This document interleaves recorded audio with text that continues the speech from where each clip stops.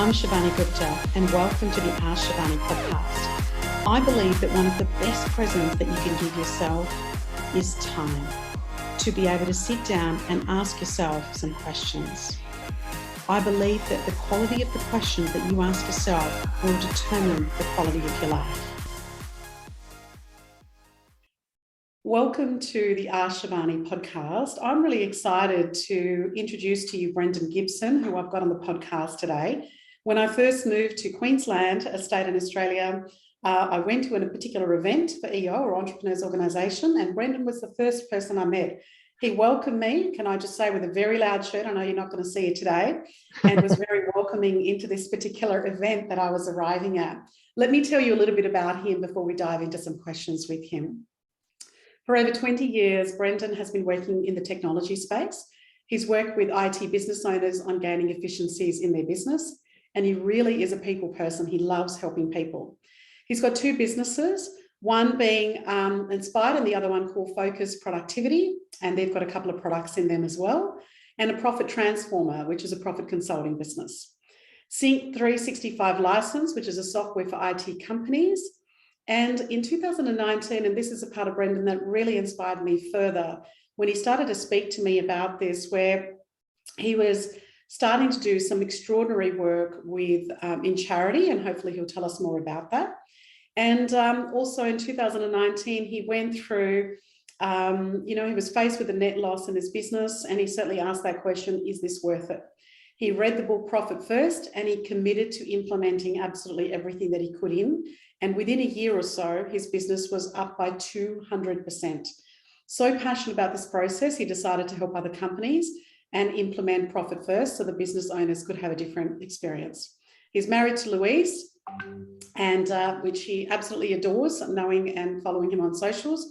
And he's got some beautiful kids, Ella, Rhiannon, and Archer. Would you please welcome Brendan? How are you, buddy? Good, friend. How are you? I don't know who writes that, all that nice stuff. Really, I know there's quite a bit actually. That's a summary of you. There's so many different things that you've done and continue to do. And so you've been through so many different things. Brendan, when I look at your business journey and your personal journey, I know you've just completed a marathon, so we'll talk about that as well. You know, there's been so many different things. So one of the questions I'm always interested in is, you know, what are your highlights and your lowlights? What have you been your major turns in your life that have got you to where you have today? So tell us a little bit about them.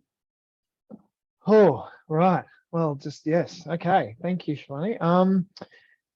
I guess some of the high points for me, and I'm going to mix the high and the low in. So I think first and foremost, I think becoming a Christian when I was 10, my mother, I remember my mother and mum praying with me, and that was right before she passed away. So that was obviously a huge low point of mine, losing my mum, and so that was definitely high and low. Marrying my wife in 2004. I'd say that's a high point, of course. And we've known each other since we were 12 years old. So we were friends all through high school.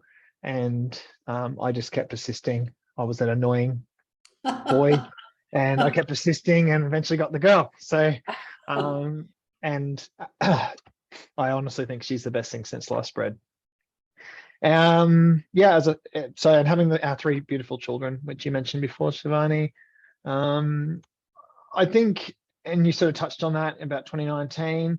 So I guess some of the low points have been some of the health challenges as well, just to be transparent. So in 2017, there was a stressful situation, and we had a big whale of a client, and they changed their direction, and we lost half our team. And I had some health. I had an epileptic seizure. So that meant for me not driving for 6 months, regaining just mindset, and found my memory was a bit difficult to retain things sometimes. And I'm pretty sharp usually, so it was frustrating for me. and that was in 2017.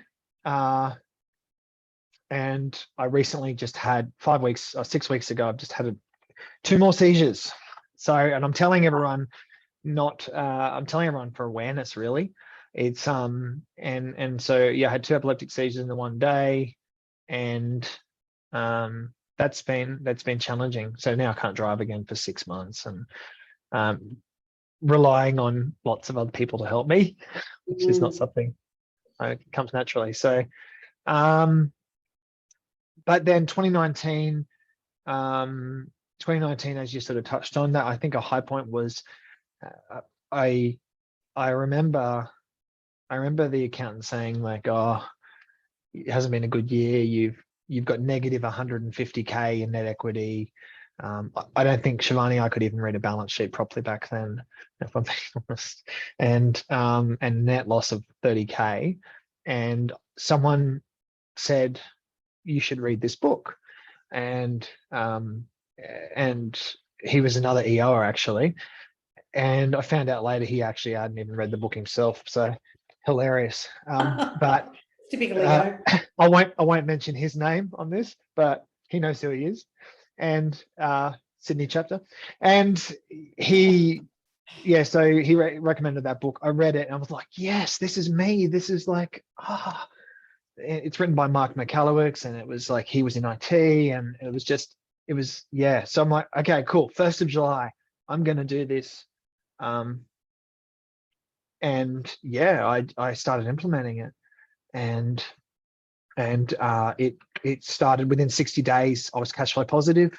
Within 6 months, I repaid the negative 152,000 net equity on the balance sheet, and the business transformed. And then leads me to another point.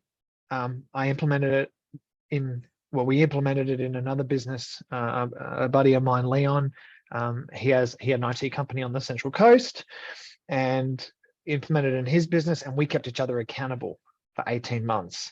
And we found that my wins were his challenges and my challenges were his wins. And so he's like, we should do this together. And I'm like, no, I don't want a business partner. And eventually I gave in, and that's my other point is the business merger would be a high point. So we merged in February last year, and it's just been great. We've got a great team and really clear strategy on where we're headed, and it's awesome. We've got a great team of about 22 staff now, I think. And probably the last low point I'd say is losing my uncle to suicide last year in February. So that was a shock to our whole family, to anyone he knew, and we had no idea. So, and I'm happy to touch on that later, and that's sort of around the charity stuff you were talking about. Yeah, that's amazing, Brendan. And thank you for being so open and vulnerable about the fact that you've, had some health challenges recently, sort of 5 or 6 weeks ago, but you just did a half marathon, right? A couple of weeks ago. So how did that work, knowing that that was a long-term goal, and then you had the seizure? Like, how did you navigate that? Yeah, with the great support of my beautiful wife and friends. But Lou's just been incredible. And I would say that I'd been training for 8 months for this half marathon. I'd registered, and I did a fundraiser. Like when I went to register for the half marathon, it said, do you want to associate yourself with a charity? And I said, oh, I wonder if, and every Friday, my brother and I, we wear a trade much shirt. And it says on the back, this is a conversation starter. And the whole idea of that organization is for suicide awareness and prevention. And so I'm like, I wonder if Trade Mutt's on there. So I'm looking for Trade Mutt, and they weren't there. But then I found another one called Livin', and I'm like, oh, what's this about? And they're suicide prevention. They get into schools, and they educate. And some of the stats are scary, Shivani. It's 1 every 40 seconds, someone in the world takes their life. One person every 40 seconds. So that just scares the living darts. And I'm like, yeah, I want to associate myself with that. And especially like with the men, like I do some stuff with men shed at our church and stuff. And the amount of, I can't share the stories, but the amount of times it comes up of people struggling with this is, it's scary. So I'm very passionate about that. And yeah, we ended up being the top. Well, I don't know if it is still, but we were, as of like last week, we are the top fundraiser in Australia, and we raised $4,100 for living. And so to answer your question in a long way, it was, I've done that. I had to do this. I had to finish it, and yeah, I had to. So I just persisted, and it took longer than it normally would have. I was hoping to finish in 2 hours 30. I finished in 2 hours 50. It hurt. It was painful, but I just feel so overjoyed that I did finish, and we Hats raised off that money. to you. Hats off to you, mate. That's incredible. And I think when I listen to you speak, and obviously knowing you outside of this podcast too, you know, this whole notion of, you know, we can talk about integrity till the cows come home, but the fact that you've got, when you say you're going to do that and do that despite the health challenges, knowing that then you wouldn't be able to drive for 6 months and still doing that is amazing. And also for charity, you know, it's not like you're trying to do something for your business or something that's going to give you the direct benefit, but just to do that is really, really amazing. Thank you for sharing that. And thank you for doing it. I knew you did that, and I knew you did that for charity, but I didn't know the background of the health stuff as well. And so if we just focus on a moment on challenges, then Brendan, that, you know, like challenges are everywhere, right? They're in our business, they're in our family, they're in our personal lives. But some people have this ability to be able, they have a different process, or they have a different methodology, or they have a different philosophy around how they deal with challenges. So when you deal with challenges, you've just spoken about the profit and the loss in your own business, and, you know, that impacts obviously all of your family. You've talked about suicide with your uncle. You've talked about your own health. So when those challenges come your way, how do you navigate them? Like, do you have a process? Do you have what do you do when they come your way? How do you break it down? That's a really good question. I think for me, having my faith has been an incredible, like, I think that is encouraging in the hard times as well. I think that's number one for me. And number two would be having good support groups and good support networks as well, and talking about it, and not just, it's really easy to keep things inside and then build resentment or upset or whatever it is for you. And so I think the entrepreneurs group's been really good. The EO organization I'm part of, that we're part of, it's been a really good to find we call it the 5%, you know, the stuff that you don't necessarily talk about each day.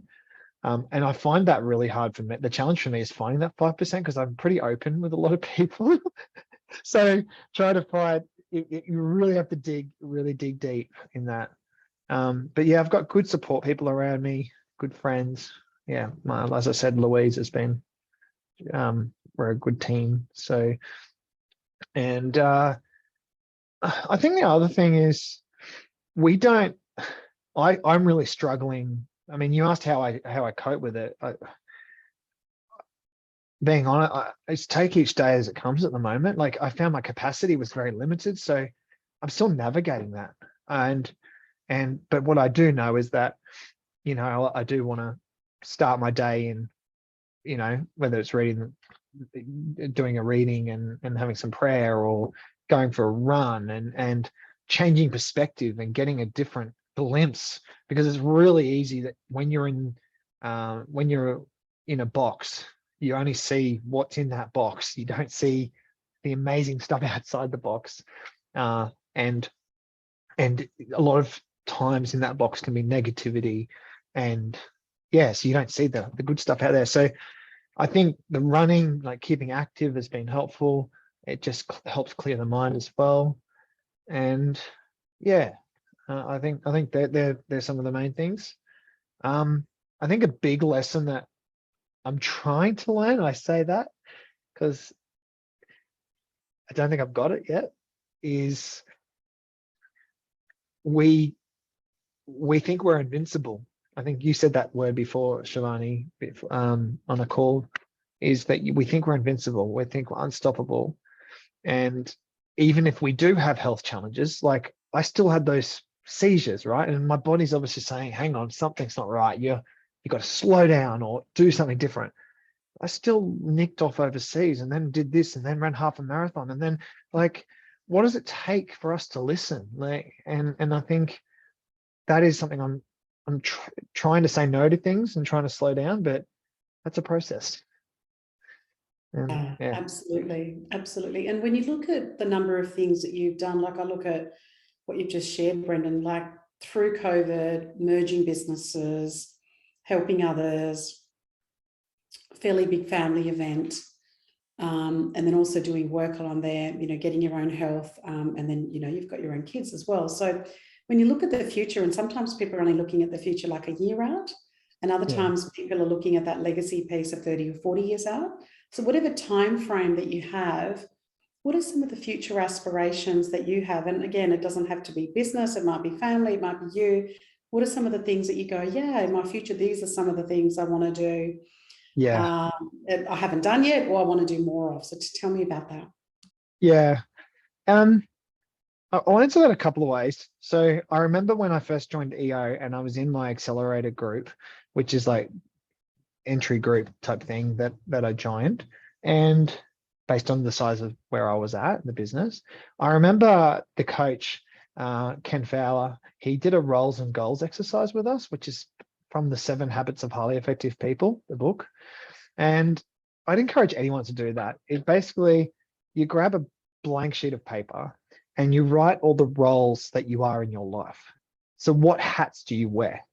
Okay, so so I'm a father, I'm a friend, I'm a son, I'm a musician, I'm a full driver, I'm a business owner, like blah blah blah. Right, you get the point. Yeah, you write all these roles down, and then you write for the next even just one year, 2 years. You write some of the goals that you want to do as part of each of those roles. And like I remember one as a father was I wanted to have a monthly date with my daughters and my son. Not called a date with the son, a hangout, whatever, right? And so I remember writing that down, and I haven't always got it perfect, but you cross it off when you do it. And so there's a few goals that we've set on there.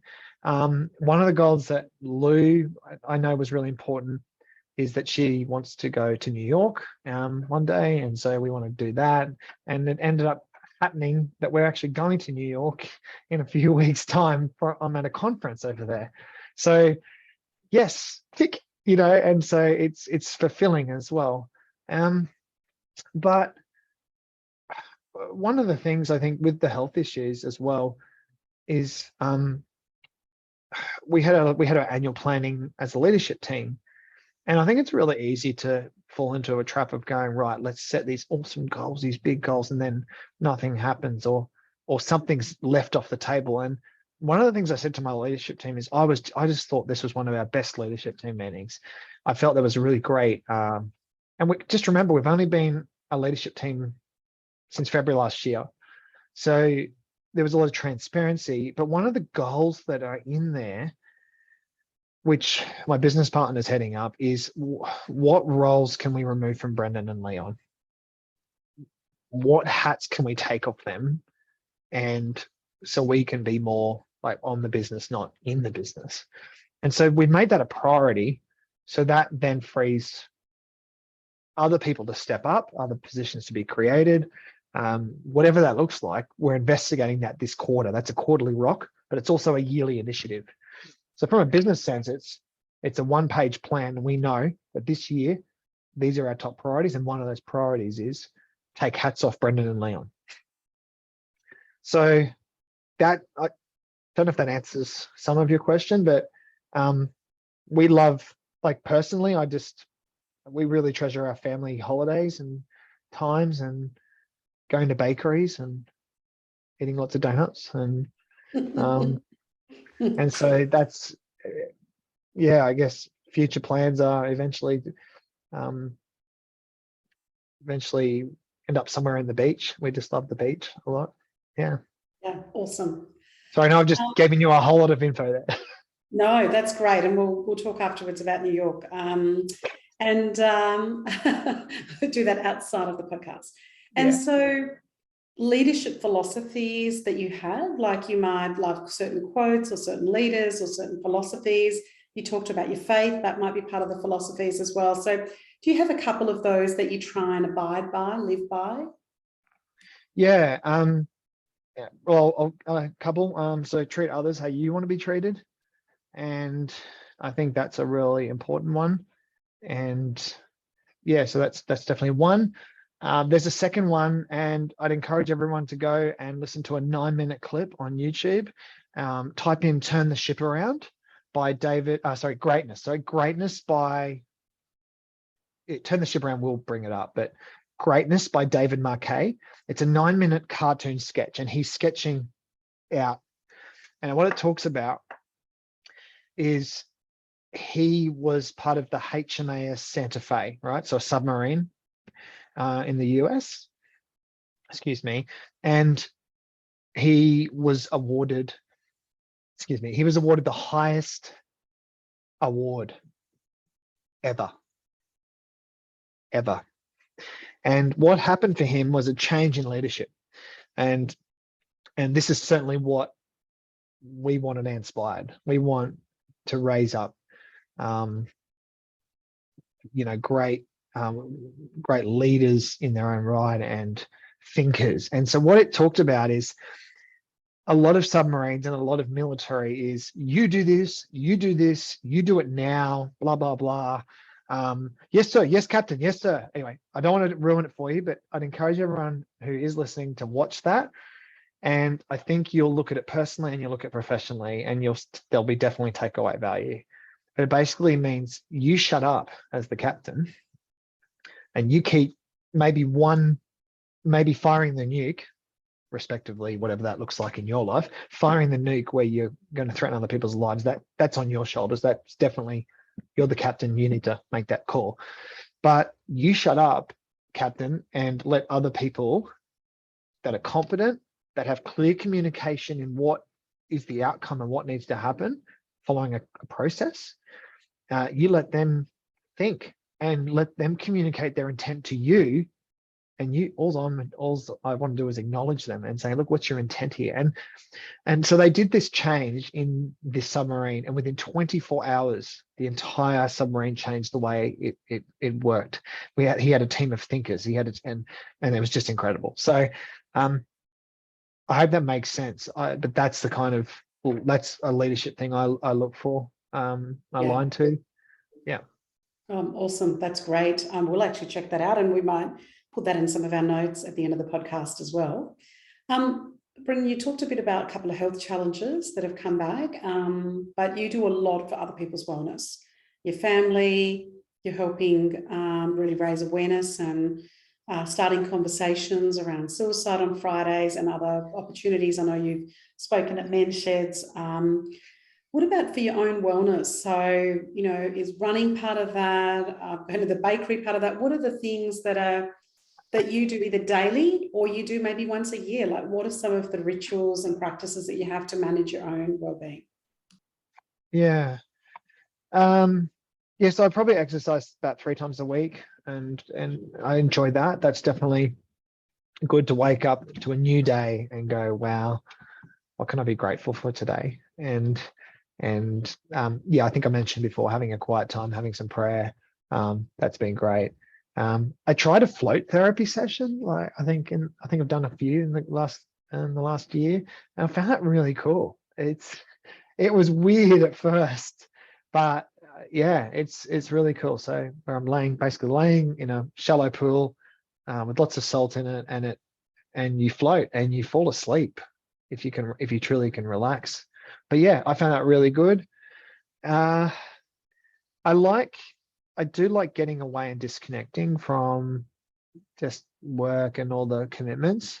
So we, as a family, we go down and we go camping at the beach, and so that's nice.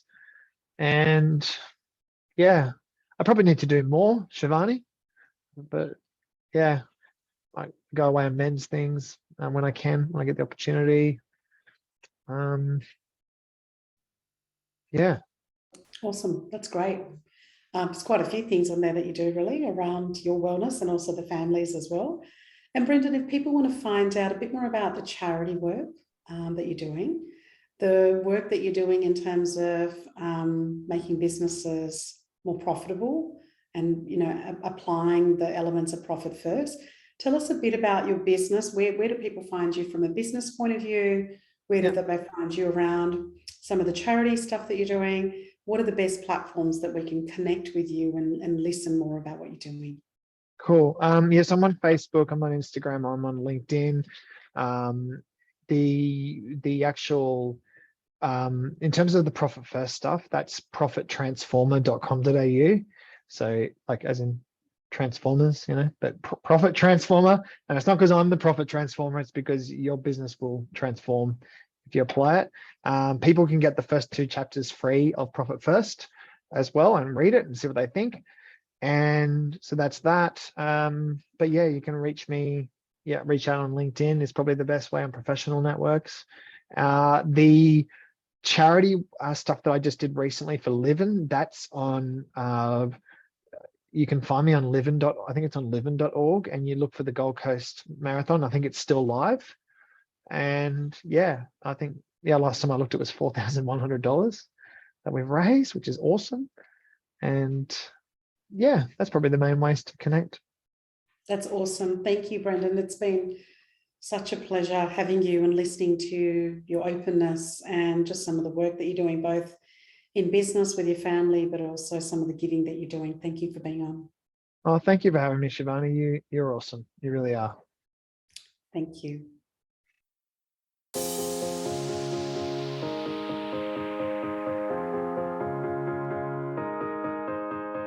I'm Shivani Gupta, and you've been listening to the Ask Shivani podcast, where I got to ask some questions. Thank you so much for listening. Please follow Ask Shivani on Facebook, Instagram, and LinkedIn. And if you haven't done so, please go to the Apple podcast and subscribe, rate, and review this podcast. It would mean a lot. Thank you.